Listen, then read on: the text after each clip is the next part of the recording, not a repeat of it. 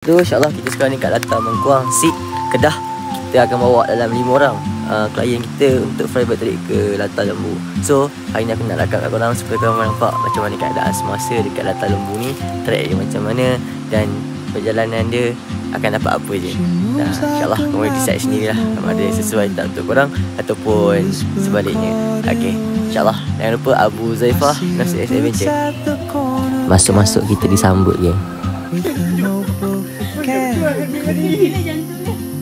She's chasing skies. Berapa?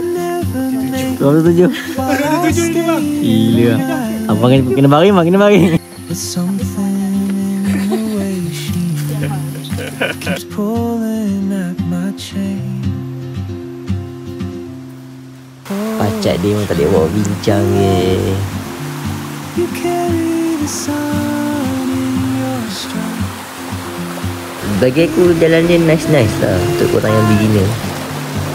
What I hold inside if I don't ask your name today. Okay, kita dah sampai ke Latar Lembu. Latar Lembu depan tu je. So, tengok macam mana view dia pula.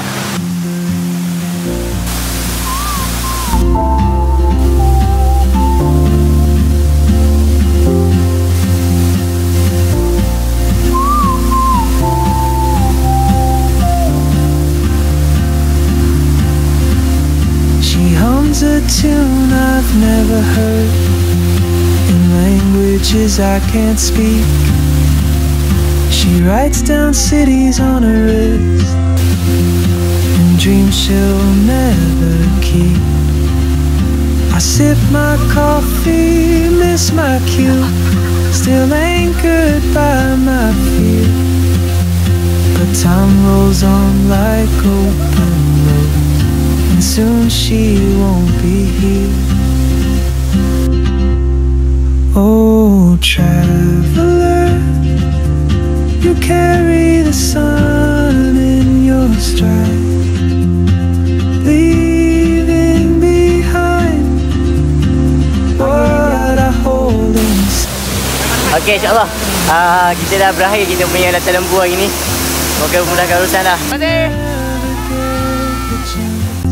Kepada yang berminat untuk open trip ataupun private trip directly kepada kami, insyaAllah boleh terus raja kat kami. Kami akan memudahkan urusan.